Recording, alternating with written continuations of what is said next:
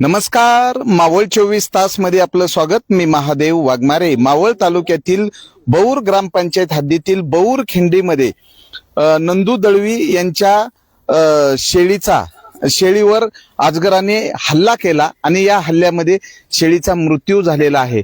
मावळ तालुक्यामध्ये मोठ्या प्रमाणात वनक्षेत्र आहे आणि या वनक्षेत्रामध्ये भले मोठे असे अजगर आहेत आणि घनदाट जंगल असल्यामुळे या जंगलामधनं कधी हे प्राणी जे शेळी असन किंवा कुत्री असतील किंवा अन्य ह्या प्राण्यावर हल्ला करतात. तर या ठिकाणी ज्यांनी पिल्लू वाचवण्याचा प्रयत्न केला पण ते शेळी जी आहे या ठिकाणी मृत्यू पावलेली आहे. तर या ठिकाणी ज्यांचं नुकसान झालेलं आहे आम्ही त्यांच्याकडनंही जाणून घेत आहोत. तर याला दाब दिल्यामुळं श्वास गुदमरून तिचा मृत्यू झालेला आहे आणि 1 वर्षाची ही शेळी आहे. तर या ठिकाणी जे शेतकरी आहेत, काय नाव तुमचं आणि तुम्हाला कधी कळलं की तुमच्या ह्या शेळीला अजगरांनी विळका देऊन मारलेले? एक 5-10 मिनिटात आम्हाला कळलं आणि त्याला येड मारलं आणि ती मेली शेळी, मरण पावली. काय वन विभागाकडे जे काही तुमच्या शेळीचं नुकसान झालेलं आहे त्या नुकसान भरपाई बद्दल काय मागणी? त्यांनी द्यायला पाहिजे भरून. आपली गरीब लोक आम्ही शेळ्या पाळतो. बरं, वन विभागाशी काय तुमची चर्चा, फोन वगैरे झाला काही? हे ना असे भाऊनला बोललेले आम्ही. आता यांचं नाव काय आपल्याला माहिती नाही. अनिल आंद्रे आहेत, अनिल आंद्रे. तोपर्यंत आम्ही तिथं थांबलो, त्याच्यावर लक्ष ठेवलं आणि ते अनिल मावले ते आले मग बरोबर व्यवस्थित. तर या ठिकाणी मिथून वाळुंजकर आहे, यांनीही पुढाकार घेतला होता. तर आम्ही अनिल आंद्रे यांच्याकडनं जाणून घेतोय. अनिल भाऊ, वारंवार तुम्ही मोठ्या आकाराचे अजगर जे आहेत त्यांचं रेस्क्यू करताय. आज शेतकऱ्याची जी शेळी आहे ती मारण्यात आलेली आहे. अनेक वेळा कुत्रेही मारले जातात या अजगराकडनं. तर याच्याविषयी काय वैशिष्ट्य आहे? हा माणसावर पण हल्ला करू शकतो का आणि यासाठी शेतकऱ्यांनी काय काळजी घेतली पाहिजे? कसं आहे, आता आपलं वनक्षेत्र असल्यामुळं आणि झाडीचं प्रमाण वनक्षेत्राच्या एरियामध्ये असे आपले जंगली स्वापद भरपूर आहेत. त्यातले तर एक आजूर जातीचा प्राणी हा भक्ष्य शोधत खाली म्हणजे फिरत असतो. मग त्याला छोटले प्राणी असतील, वन्य प्राणी असतील, ससे असतील, छोटी बेकरं असतील, हे त्याचं सावज आहे. आणि त्यातल्या जर गावस्थळीच्या ठिकाणी जर आलाच तर कुत्री वगैरे किंवा असे बकऱ्यांवर तो हल्ला करून आपलं भक्ष्य करण्याचा प्रयत्न करतो. मला दळवी यांचा आता फोन आलेला होता की एक अजगर आणि बकरी पकडली. तर त्यांनी वाचवण्याचा खूप प्रयत्न केला पण ती नाही वाचू शकली. ज्यावेळेस आम्ही पाहिलं असतं त्यांनी त्याचं वेटोळं सोडून तो झाडामध्ये म्हणजे शेजारीच झुडपामध्ये कुठली मारून बसला होता. आम्ही त्याला आता रीतसर रेस्क्यू केलेला आहे आणि वन विभागाशी संपर्क साधून त्याची व्यवस्थित तपासणी करून परत त्याला त्याच्या पुनर्वसनात सोडण्यात येणार आहे. बरं, शेतकऱ्यांनी काय काळजी घेतली पाहिजे? त्यांच्या जनावरांवर अजगरापासून हल्ला झाला नाही पाहिजे. नाही, आता कसं हे जी स्वापद आहे किंवा आपण म्हणतो ही जंगल एरियामध्ये जर आपलं वास्तव्य असलं तर साहजिकच त्यांचा वावर आपल्या घरा अवतीभोवती असणार आहे.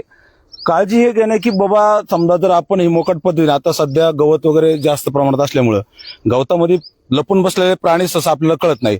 त्यासाठी माणसाने जी स्वापद आपली चरण्यासाठी सोडणार आहेत किंवा जी बकऱ्या असतील, बाकी अन्य कोणते प्राणी असतील तर त्यांच्या मागे उभे राहणे किंवा थोडक्यात त्यांना अशा ठिकाणी नेणे की जी अडचणीच्या भागात जाऊ नये, मोकळ्या भागामध्ये त्यांना चारावे, हीच दक्षता घ्यावी माझ्या मते. तर साधारण किती फुटाचे आहेत आणि मावळ तालुक्यामध्ये किती फुटापर्यंतच्या अजगरांचं तुम्ही रेस्क्यू केलेले? मी जवळजवळ आतापर्यंत 15 ते 16 फुटापर्यंत अजगराचे रेस्क्यू केले आणि दरवर्षी कमीत कमी 8, 9, 10 तरी या सीझनला अजगर रेस्क्यू होतात.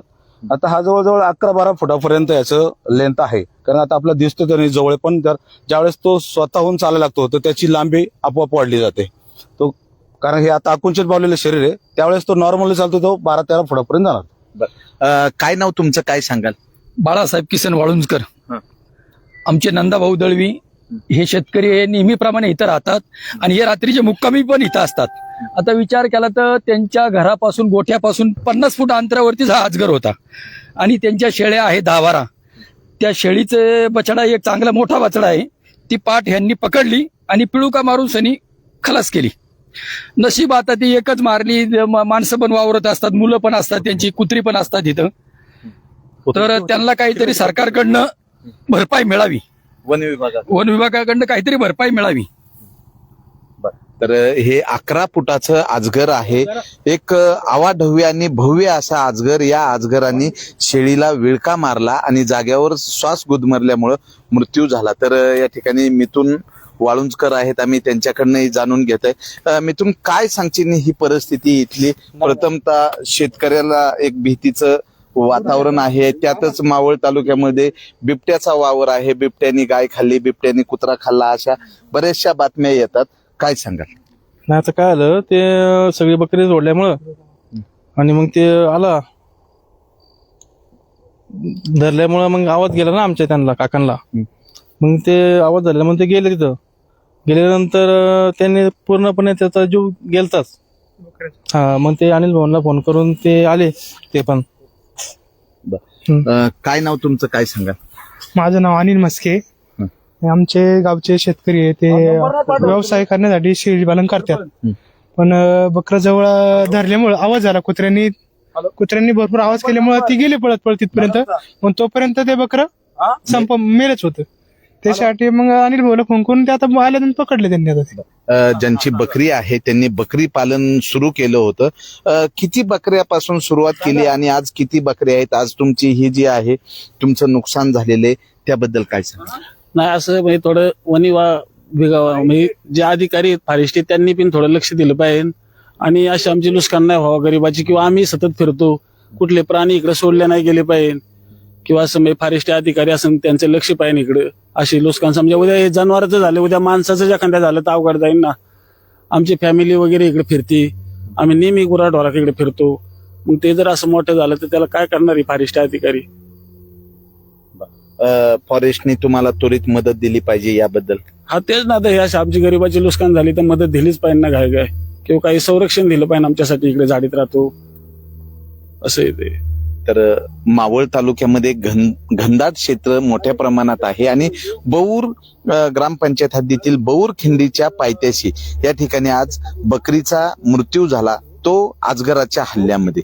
हाच हल्ला जर या ठिकाणी हे दळवी कुटुंब आहे, बाजूला राहते, जर रात्रीच्या वेळी जर शेतकऱ्यावर हल्ला झाला आणि त्यामध्ये जर शेतकऱ्याच्या जीवितास काय झालं तर वन विभागाने, त्यांचं कुटुंब इथं असतं तर वन विभागाने जे अजगर आहेत हे या ठिकाणी आले नाही पाहिजे, किंवा आले तर काय काळजी घेतली पाहिजे या संदर्भामध्ये जनजागृती करणं महत्वाचं आहे. तर इथं असणारा हा थरारक, आणि तुम्हाला कशामुळे कळलं? तुमची बकरी आरडली का काय झालं? बकरी पण आरडली आणि कुत्री होती आमच्याकडे, ती भुकायला लागली ना बकरी. तर तिची ह्याची मम्मी आहे ती वरडत आली ना.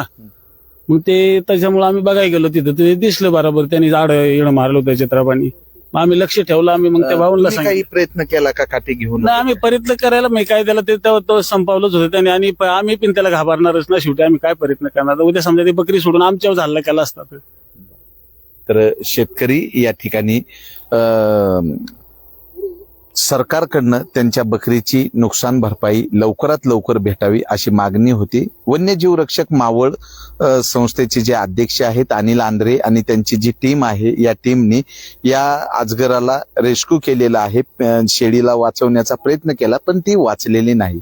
तर वन विभागाच्या वतीनं त्वरित या शेतकऱ्याला मदत भेटावी, कारण त्यांचं जे काही उदरनिर्वाहाचं साधन त्यांचा शेती व्यवसाय आहे, शेती छोटेखानी शेती आहे, शेतीला जोडधंदा शेळी पालन केलेलं आहे. आणि यामध्ये वन्यजीवाकडनं जर अजगराकडनं असे जर भले मोठे हल्ले होत असतील आणि त्यामध्ये जर जीव जात असेल तर शेतकरी भीतीच्या छायेमध्ये आहे. तर बघूयात यामध्ये मावळचे कार्यसम्राट आमदार सुनील अण्णा शेळके यांनी वन विभागाला सांगून या गरीब शेतकऱ्याची नुकसान भरपाई त्वरित मिळवण्यासाठी पुढाकार घ्यावा. मावळ 24 तास प्रतिनिधी महादेव वाघमारे, धन्यवाद.